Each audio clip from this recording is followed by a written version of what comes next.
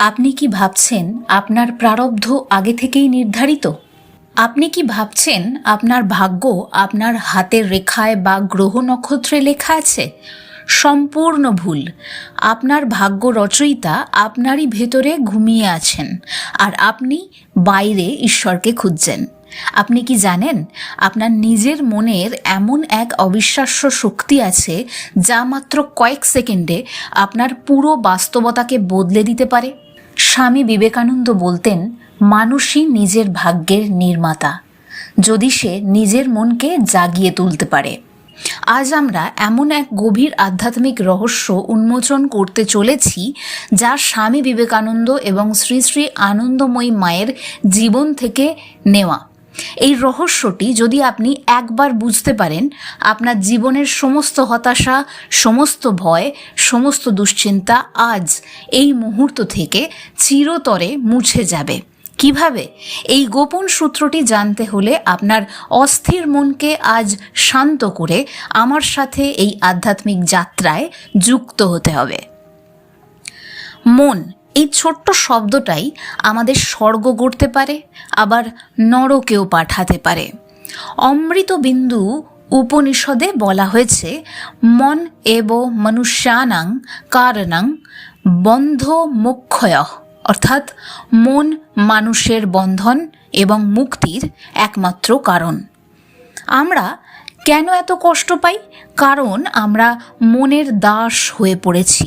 মন আমাদের যা নির্দেশ দেয় আমরা অন্ধের মতো তাই করি। স্বামী বিবেকানন্দ বলতেন, মানব মন হচ্ছে এক বিশাল মহাসাগরের মতো, এর ভেতরে অনন্ত শক্তি লুকিয়ে আছে। কিন্তু আমরা কি করছি? আমরা সেই শক্তিকে অতীত নিয়ে দুশ্চিন্তা, ভবিষ্যতের ভয় আর অন্যের কথায় অপচয় করছি।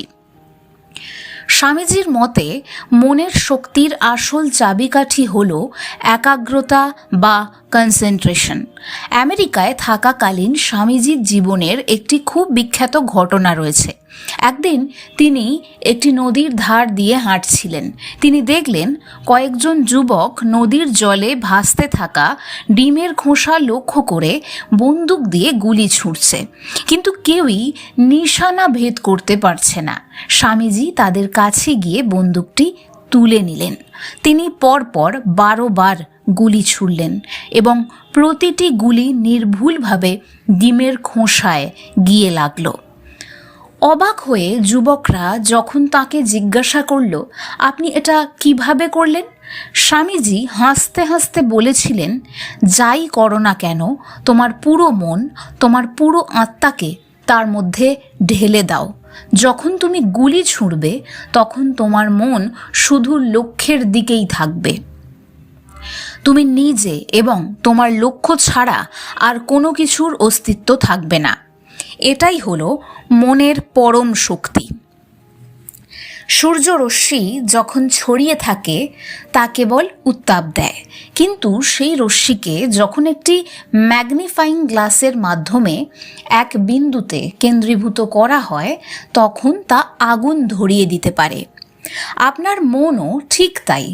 যখন আপনি আপনার চিন্তাকে এক বিন্দুতে ফোকাস করতে শিখবেন তখন এই পৃথিবীতে এমন কোনো বাধা নেই যা আপনাকে আটকাতে পারে।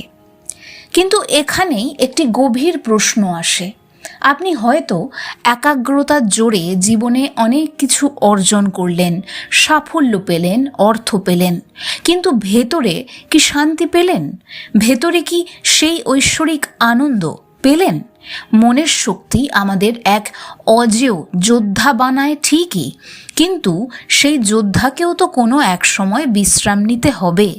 আর এখানেই আমাদের জীবনে এক পরম শান্তির ছায়া নিয়ে আসেন এক অপরূপ দেবী স্বরূপা, শ্রী শ্রী আনন্দময়ী মা।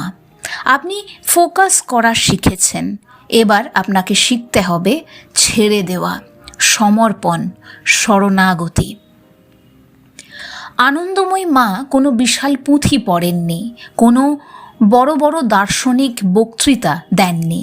তিনি শুধু নিজের পবিত্র উপস্থিতি দিয়ে শিখিয়েছিলেন যে ঈশ্বরের সান্নিধ্যের আনন্দ আসলে কি। আমরা সারাদিন ভাবি এরপর কি হবে, আমার ভবিষ্যৎ কি হবে, আমাকে সব কিছু নিয়ন্ত্রণ করতে হবে। এই অহংকারের ভারে আমরা বর্তমানের সৌন্দর্যকে হারিয়ে ফেলি। শ্রী শ্রী আনন্দময়ীমা বলতেন, সবই তাঁর ইচ্ছা, সবই তাঁর খেলা, তুই কেন খামোখা চিন্তার বোঝা বইছিস। তিনি আরও বলতেন, হরি কথাই কথা, বাকি সব বৃথা। একবার এক ভক্ত মাকে এসে কেঁদে কেঁদে বলছেন, মা, আমার জীবনে শুধু কষ্ট আর কষ্ট, আমি কিছুতেই শান্তি পাচ্ছি না। মা সেই ভক্তের দিকে তাকিয়ে এক অমল স্বর্গীয় হাসি হেসে বললেন, বাবা, তুই যা জোর করে আঁকড়ে ধরে আছিস সেটা এবার ছেড়ে দে। যে পরিস্থিতি তোর হাতে নেই তা তাঁর পায়ে সমর্পণ করে দে। তুই শুধু তাঁর নাম কর, দেখবি তোর ভেতরটা এক অদ্ভুত আনন্দে ভরে উঠবে। গীতাতেও ভগবান শ্রীকৃষ্ণ ঠিক এই কথাই বলেছেন, সর্বধর্মান পরিত্যজ্য মামেকং শরণং ব্রজ। সব ছেড়ে তুমি শুধু আমার শরণ নাও, সম্পূর্ণ শরণাগতি। হরি কথাই আসল কথা, বাকি সব বৃথা। শ্রী শ্রী আনন্দময়ীমা বলতেন, প্রারব্ধের বোঝা বইতে হবে না। যখন তুমি সব ঈশ্বরের কাছে সমর্পণ করো, তখন সেই বোঝা নিজে থেকেই হালকা হয়ে যায়। শ্রী শ্রী আনন্দময়ী মায়ের পুরো জীবনটাই ছিল এই সমর্পণের জীবন্ত রূপ। তিনি কোনো কিছু পাওয়ার জন্য ব্যাকুল হতেন না। তিনি জানতেন এই মহাবিশ্বের স্রষ্টা আমাদের প্রতিটি নিঃশ্বাসের খেয়াল রাখছেন, তাই তিনি সর্বদাই এক পরমানন্দে মেতে থাকতেন। তার কাছে জীবন কোনো যুদ্ধ ছিল না, জীবন ছিল এক ঐশ্বরিক উৎসব।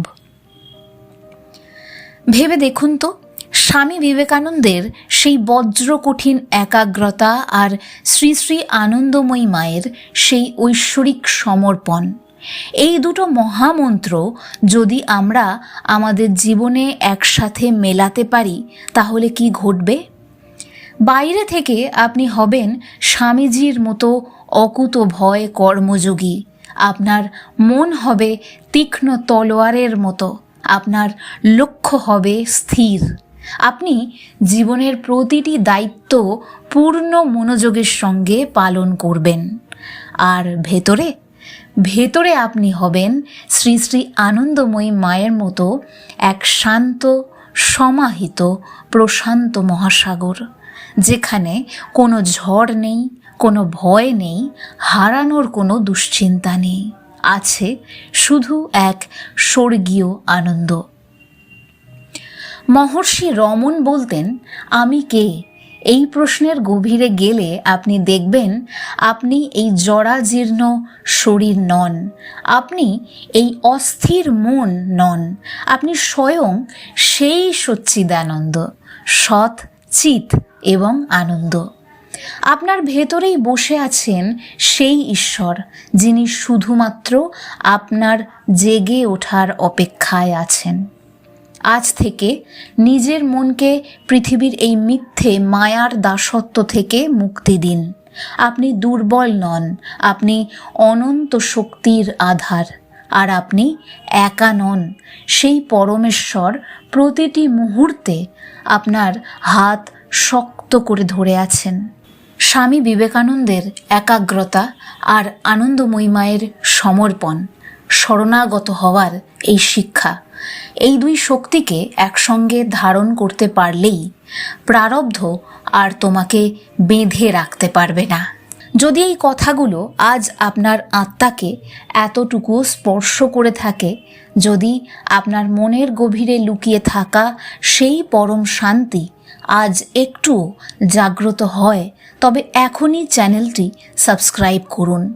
এই পবিত্র জ্ঞান আপনার প্রিয়জনদের সাথে শেয়ার করে তাদেরও এই আলোর যাত্রায় সঙ্গী করুন। আর কমেন্ট বক্সে গভীর বিশ্বাসের সঙ্গে লিখুন, আমি সম্পূর্ণ শরণাগত, আমি সমর্পিত, আমি আনন্দময় একটি সত্তা।